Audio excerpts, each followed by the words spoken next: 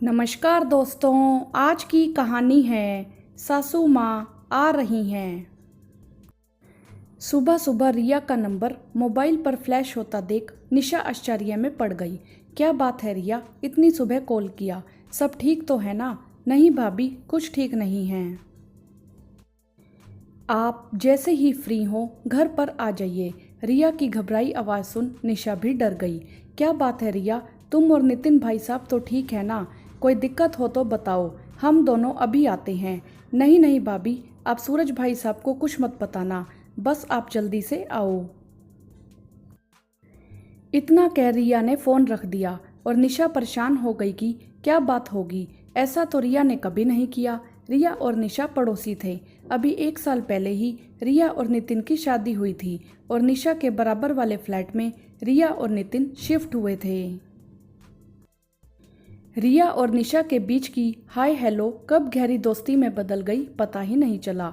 निशा उम्र में रिया से बड़ी और 2 बेटियों की माँ थी। जल्दी जल्दी सारा काम निपटा निशा ने रिया के घर का रुख किया। डोरबेल बजी नहीं कि रिया ने दरवाज़ा खोल दिया।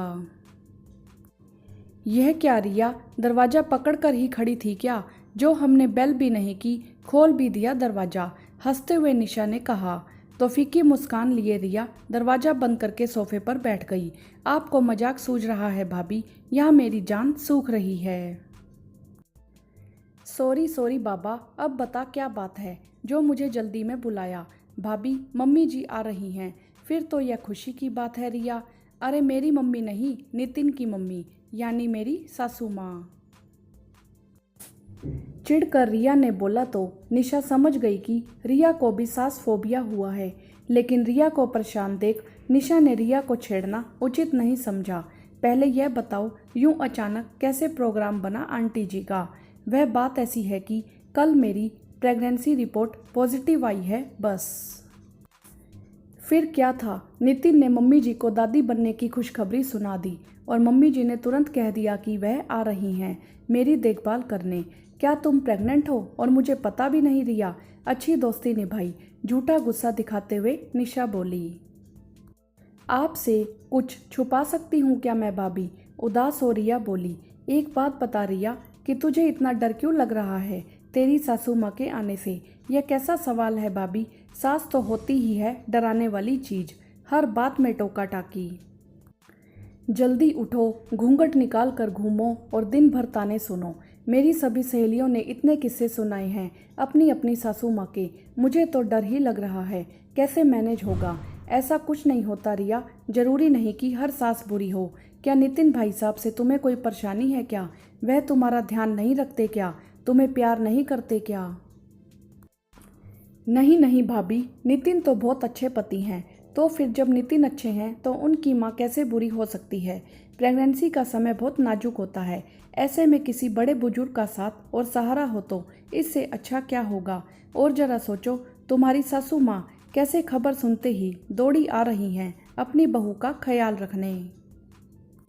हर रिश्ता कुछ लेता है और कुछ देता भी है। रिया खुले दिल से खुश होकर उनका स्वागत करो। कल क्या होगा यह सोचकर अपना आज क्यों खराब करना? रिया को समझाकर निशा अपने घर आ गई।